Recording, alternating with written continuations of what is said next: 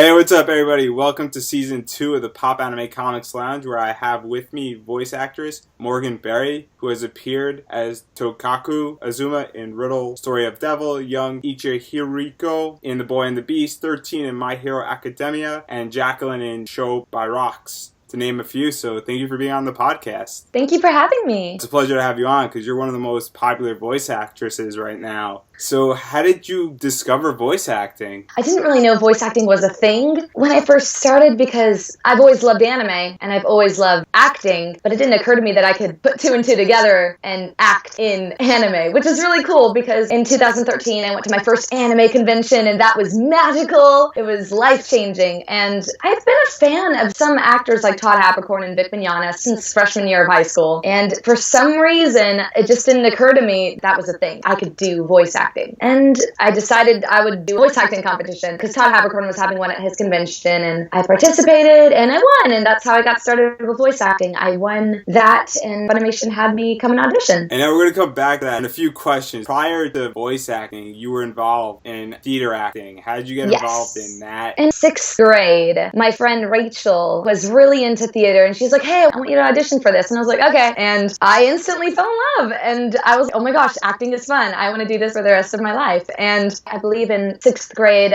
I got the lead role in Narnia. I played Susan Pevensey, and so that was a lot of fun. And ever since then, I really want to do this for the rest of my life. And now you received some training when you were 14 with the Christian Performing Arts Center. How did you discover this group, and what did your training exactly consist of with them? I found out about that organization through my friend Debbie, and she told me about it, and I was like, okay, I'll check it out. And so I ended up joining and staying 6 years. So I started out as just a student, learning how to dance and sing and act, and then I quickly stepped up. A year later, I got to sing my first big solo at Bass Performance Hall, and that was really exciting. And then I joined the professional performing group within the organization. We traveled all over the place, and it was an all-girl band. We traveled, we danced and sang. I love performing, and I also taught singing, dancing, acting, and I was directing shows, and I was acting as a stage manager sometimes. It was a lot of fun. And now you were still heavily involved in theater. How did you balance your time? How do you feel that the two influenced each other? It was really hard to balance both of those because when you are a part of a play or a musical, you have to be very involved in it. You can't miss rehearsals or anything. I started off pursuing mainly theater with my school's theater department, but then because I was so involved teaching and directing at the Christian Performing Arts Center, I had to cut down on how many plays I was a part of. But that's okay because I still got to be a part of the performing arts in that organization. And now we're going to come back to what we started out with on this podcast, and that's how you got into voice acting, which is at Todd Haberkorn's competition. How did your early acting, as well as being part of this center and the training you received, help to prepare you for this competition? I went in not exactly knowing what we were going to do, but I knew it involved acting, and I guess having all that acting experience really paid off because that's what voice acting is. It's acting, just with the voice. I just had fun with it, honestly. I went in thinking, I don't know what's going to come out of this, but I'm going to do my best and I'm just going to have fun with it. I don't want to be too nervous. When Todd handed me the script, I was shaking, but I was like, don't be nervous, because if you're nervous, your voice will be shaky and you don't want that. So I just had to calm myself down and I'm just going to have fun with it no matter what happens. And you won this, which is no secret. How did that lead to you getting your foot in the door with Funimation? Originally, the prize for the winner was an audition at Funimation. And so I won the audition through that competition. But even though I won the audition, it still didn't guarantee that I would actually get any roles because I won an audition, not a role. So it's still up to me to prove to them that I could do this. And so I auditioned. In my first audition, I didn't make it in that particular movie. But the shows that came in the future, I started getting roles from there at Funimation. I didn't get a role from my first audition, but after that, I started getting cast. And at your first role, which was Hyperdementia Neptuna as the voice of Linda, how did you get this role? For Hyperdementia Neptunia, it was supposed to be a voice match because some of the actors in the video game weren't able to travel down and record for their roles, so we had to have voice matches, and that's what I ended up doing for Linda. I voice matched the original voice from the video game, and and it ended up being a pretty good fit. And I auditioned, and then 2 weeks later, I got a call to come in and board for her. And being that it was your first role, was there any pressure you were feeling going into the booth for the very first time? Yes, because you don't know what role you have, or even if you have a role, until you get there. It's not like they're going to text say, hey, you got the lead role of such and such. They say you'll get a text or an email, depending on whether you have an agent or not, asking, are you available these days, these times? And you'll say, yeah, I'm available these days, these times. Cool. And you'll go in, and that's when you find out what you're voicing for and what you're in. I thought I was going in for background lines. Then when I got in there, it turned out it was a name role. And being that you found out on the spot, how did you get into character? Well, we're not really given much time because you find out which character you're reading for when you get there. So they don't really give you too much time to develop your character. It's a pretty quick process, but I try my best, though, to do my research before we're going in because I don't want to mess it up. I want to stay true to the character. I want to respect the character and their past. So I do as much research as I can before I go into the booth. And now you've had many roles in Funimation, and you've been kind of typecasted as being a young boy in many series. How do you get into the mindset of a young boy? I have a pretty naturally low voice, but it's a lot of fun because it's fun to be something you're not. I can be a little boy, but in reality, I am a grown woman. And I'm still in the process of trying to differentiate different age groups, like 5-year-old boy, 10-year-old boy to 15-year-old boy, because I voiced for a teenage boy in Tokyo ESP, and I'm still trying to figure out how low should I go for this age. And do you use references to figure out what a 5-year-old sounds like, and what a 10-year-old sounds like, and what a 15-year-old sounds like? I do. Can't really do it without it. I need to hear someone else because I don't want to get it wrong. I want to get it right first time. And now another one of your roles was in Show by Rock as Jacqueline. What was it like for you to be voicing a musician who is a vocalist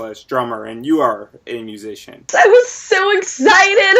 I was recording for Tokaku, and Tokaku's very low voice, very deadly, very solemn. And I was finishing a session for Tokaku, and Caitlin Glass, the director of Riddle Story of Devil, and also the director of Show by Rock, after the Riddle session, she was like, hey, I want you to watch this clip. And I was like, okay, cool. And it was a clip from Show by Rock. I watched it, and I was like, oh my gosh, yay, this is so cute. And she's like, you're going to play this girl. And I was like, so excited. I didn't audition for it. She knew I was a singer, and she knew I could do it. So she cast me in the show very quickly, and I was really excited because I love singing. And to play an adorable character that sings was really exciting for me. And her voice was pretty difficult for me because I don't usually voice for characters with high voices, but it was a challenge, but it was also very fun. And now you've done a lot of roles with Funimation. Do you typically have to audition for those roles, or do you get casted for those roles, or is it a mixture of the two? How does the process work there? It's a mixture of the two. A lot of the times we'll audition for a show, especially if it's a DVD dub, one that maybe takes a year to announce. But when it comes to broadcast dubs, for the most part, the directors will know your voice very well if they've worked with you enough. And so a lot of the times I'll get cast in shows without having to audition, which is nice. Either way, it's fun. But another anime you appeared in as a recurring character was Maria the Virgin Witch as Suzanne. What was it like to be in this anime? It was fun. I liked working with Sunny Strait. He's great. He's super funny. That was my first time working with him at the time. So it was a great experience. And I loved the director, so it was fun. And now being that you're young, I mean, how much direction do you take from voice directors? All of it. You don't want to disappoint the director, that's for sure. But yeah, as an actor, you gotta be able to take direction very well. And sometimes it's hard because you'll get tons of direction all at once, and then you just gotta go for it. You gotta read that line with every bit of direction. They'll say, all right, first half needs to be faster to match the flats, last part needs to be slower, let's pronounce this as this, and emphasize this word, and go. And you have to remember all of those directions, or else you're gonna have to do it again, and that takes a while. And now, just to clarify for those who don't know, there are voice directors as well as sometimes executives on certain shows sit in. How does that work at Funimation?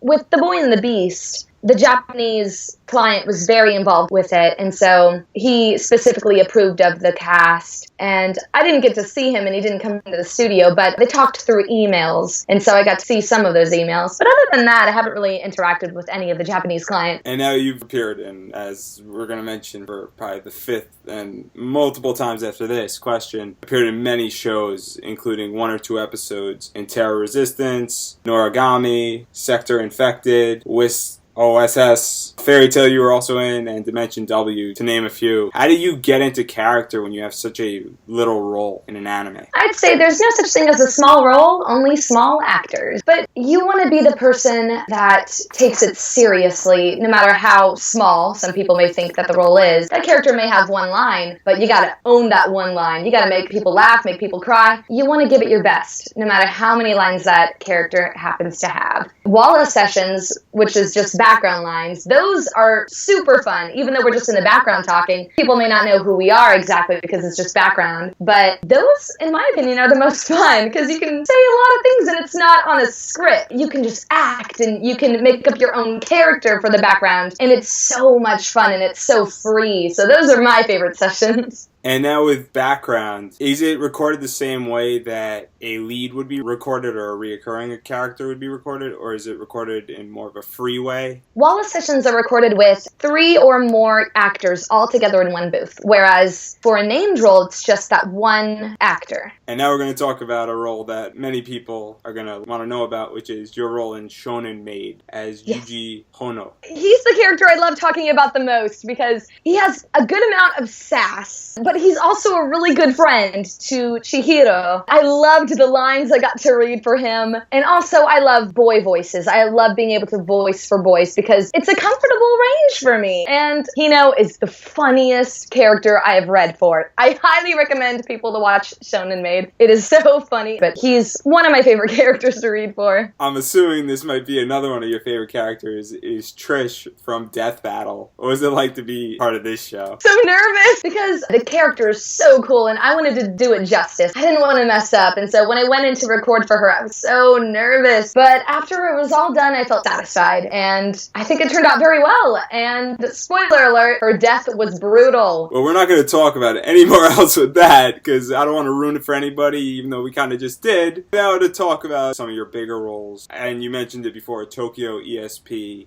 as the character Ozora. How did this role come about, and what was it like to be in a bigger role? I auditioned for Tokyo ESP very randomly. I was on break while recording for Tokaku, and the director of Tokyo ESP, Tyler Walker, he came out and he was like, hey, I want you to audition for this. I wasn't on the audition list, but he was just like, hey, audition for my show. And I was like, okay. And so I went in, auditioned for it, and honestly, I did not expect to get it, but I got it, and that's how I got the role of Ayumu. And looking back on it now, to be honest, I wish I would have gone lower with the voice. Sometimes I'll listen back on my previous work, and I'll think, man, I wish I would have done that differently. But I really loved his character, and despite wishing I had gone lower with the voice, I'm still proud of my work, and I really loved his character. How did you go about finding the middle school range that he portrays and really his emotion that he conveys throughout the entire series?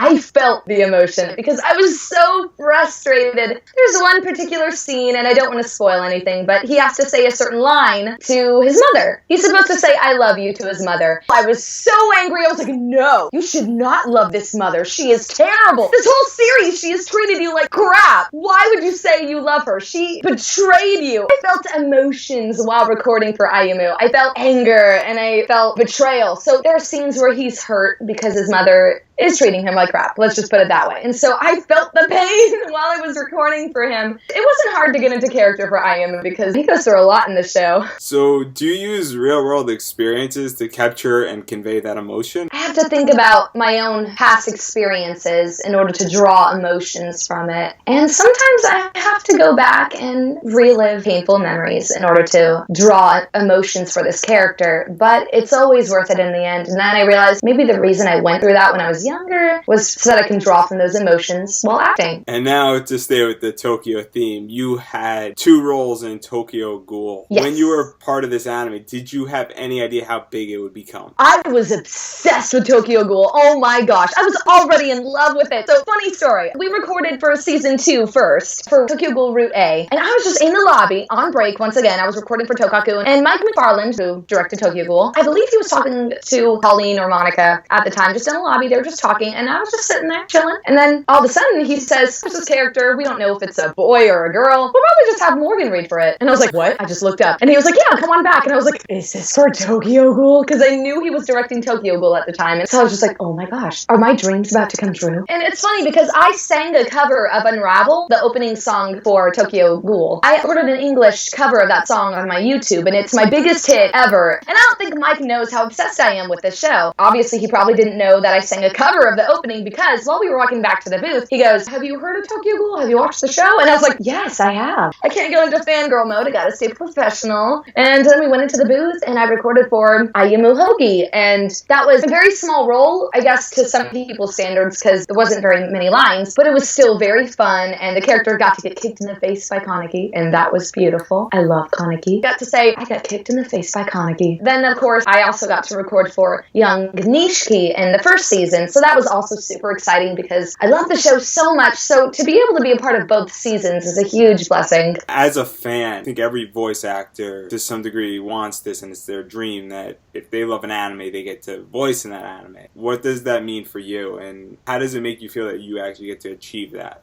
I am super grateful, super honored, and super blessed to be in this position. I do not take it for granted. I still can't believe I'm able to do this. I've always loved anime, and I never thought I'd be in this position. It never even occurred to me that was possible, that this was even a thing. I've always loved acting, and that's what it is, to be able to put two and two together. Anime and acting. It's the most beautiful thing I could imagine. I'm so grateful to be able to do this. And then another one of your roles you mentioned a few times in this podcast is from Riddle Story of the Devil as the character Azuma. Yes, Tokaku Azuma. Which is, I believe, your first main lead character. What is it like to voice her, and how did that all come about? Yes, it was my first lead role. I got it 5 months after I started voice acting. That was very surprising. I did not expect that to happen so soon in my career. That was super exciting. I can definitely say she's my favorite character that I voiced for because I've always wanted to voice for a strong female hero, and Tokaku was definitely that role for me, and I'm fully confident with my work in that show. And Caitlin Glass is a phenomenal director. I'm so blessed to be able to work with her, and she's incredible, and Tokaku is a total badass, and I love her for it. Voice actors draw from their experience. I would hope you didn't assassinate anybody or have any skills dealing with assassination. How do you relate to her and convey that emotion? Well, I definitely didn't murder anyone, that's for sure. But I love that my range fit perfectly with Tokaku's. It's low, and it was so comfortable to speak for her because I have a naturally low voice. And how did you feel that Funimation gave you this main role and kind of trusted you with leading this show? Usually when they cast someone that's pretty new to voice acting or new to the industry, they'll typically put a lot of big names, a lot of experienced actors along with the rest of the cast. I believe I was the only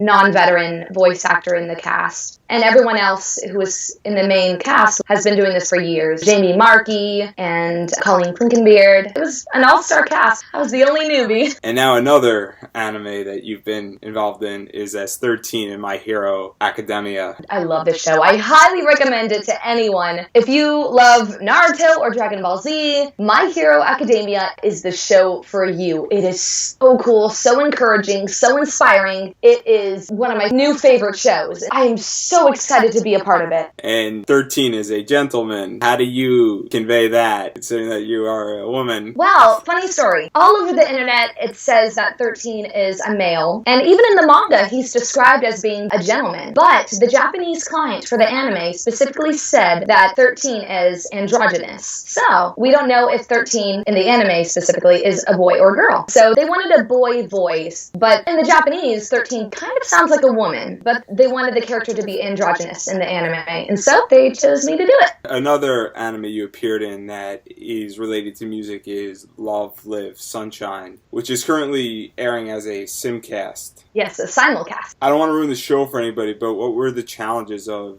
doing this anime this way? And can you go into a little bit of what a simulcast is? Yes. A simulcast is basically We aired the show around the same time as Japan, and then with the broadcast dub, we air the English dub maybe a few weeks after it airs in Japan, which is crazy fast. So you could see the first episode in Japanese, and then maybe a few weeks later hear it in English, which is really cool. And Yoshiko, she's my favorite character. I love her. She's a challenge, though, because the change in her voice is so drastic, because she's got another personality known as Yohane, and she has to be able to speak super high and super low. And I typically voice for characters with low voices. The highest voice that I've ever done is Jacqueline in Shobai Rock. I'm still struggling for Yoshiko. I'm still trying to go higher with my voice because it's such a drastic voice. Gotta go super high and then super low. I'm getting a mix of opinions from other people saying, I feel like you should go deeper with your voice. And some people say, I feel like you should go higher with your voice. There's always going to be a mix of opinions. And it's pretty hard because Yoshiko is one of the most popular characters. And so with that, there's a lot of hardcore sub fans. I want to be able to please sub and dub fans. And it's difficult with such a lovable character. I don't want to mess it up. And what are the challenges of simulcasting an anime for you? There's not much time to really learn about the character, because not very many episodes are out that we can check out in order to do further research on that particular character. So with every episode that comes out, we learn more about these girls in Love Live. And we do our best to keep all of that information in mind, and we're constantly learning with each new episode that comes out. And now Love Live deals with idols, which is also kind of in your field prior to voice acting, as you were a singer. How do you relate to the anime due to your background? I relate very highly with it, especially with Yoshiko, with Yohane. I relate so heavily with her. Episode 5, that spoke to my heart. I cried. I really feel a deep connection with Yohane. I really do. And now you have also appeared in an anime movie done by Hasoda, The Boy and the Beast, as a young Ichiro Hiko. How did you get casted in this movie, and what is it like to be in this movie, which is done by Hasoda? I was very surprised when I got cast in the movie. This movie was cast very quickly and very differently than any other show or movie in the past. And I auditioned for it. I had the role, but I was still kind of auditioning for it, I guess. Kind of confusing. But I went in, recorded for some lines, and then I got called back maybe a week or so later, and Mike was like, all right, they like it. They just have a few notes. And I was like, okay, cool. And we took those notes into consideration, and then we recorded the rest of the lines, and then we were done. It seemed to happen very quickly, actually. And now, what is the major difference with this movie and recording for an anime show? Movies are recorded very quickly. For young Ichiro Hiko, it took me only 2 hours or an hour and a half to record, and then I was done with the entire movie. Obviously, the movie won some awards. What was it like to be part of something that is so highly regarded in the anime and film community? It's mind-blowing. I'm super blessed to be a part of it because I loved this movie. It's beautiful, and I love the director. So I'm super thankful to be a part of it. And now you also have a video game coming out in 2017, Freedom Planet 2. On the Nintendo platform. How'd you get involved in video game voice acting? My friend Dawn M. Bennett, she plays the lead in Freedom Planet. She plays Lilac. And she was telling me, these auditions are top secret. Do you want to audition for it? And I was like, heck yeah. And I auditioned for it. And honestly, I almost didn't audition for Murga because I thought to myself, I don't think my voice could go low enough for her. She's a big villainous dragon. I was thinking, I don't know if my voice would work for her. But then I thought about it and I was like, you know what? I'm going to do it. I'm going to audition for her. So I auditioned not thinking that I would even get the role. But I felt that it was still a good idea for me to audition for her. And then I was talking with Dawn and she was like, okay, we really liked your audition.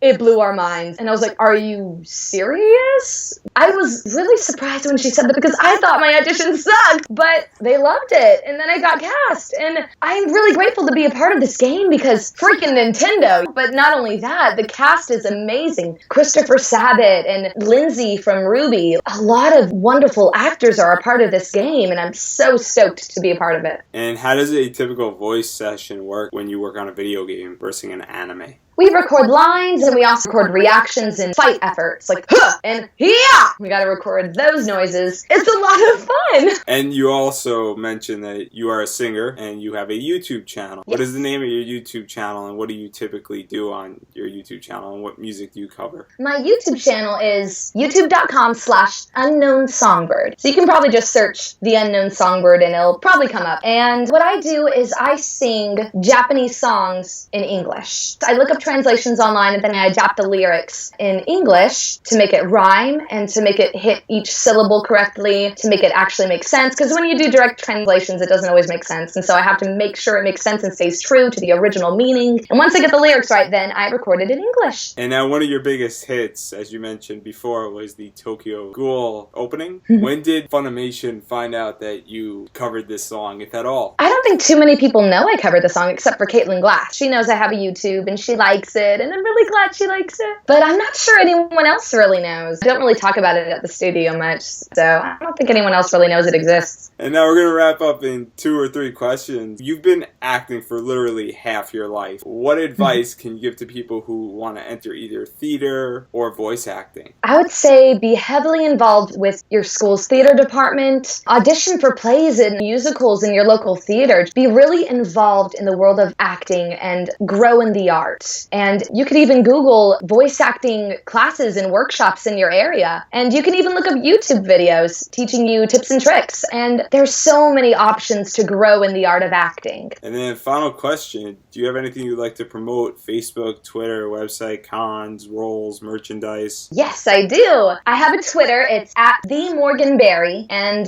that's the same handle as my Instagram, TheMorganBerry, and my Facebook page is Official Morganberry. Feel free to follow me on my social media account to stay updated on new roles I get and new song covers that I'm covering at the moment. So you'll be updated with all that news if you just follow me on Twitter. Website? Oh, my website is themorganberry.com. As always, thank you for listening to this week's episode, and you can subscribe on iTunes, SoundCloud, and Stitch Radio, and anywhere else where you listen to your podcasts. And while you wait for next week's episode, you can definitely check out popanimecomics.com for articles relating to anime, comics, and pop culture, as well as you can follow us on Twitter at popanimecomics and on our Facebook page, Pop Anime Comics, for all updates regarding this podcast, as well as the website. Until next week, everybody, have a wonderful week.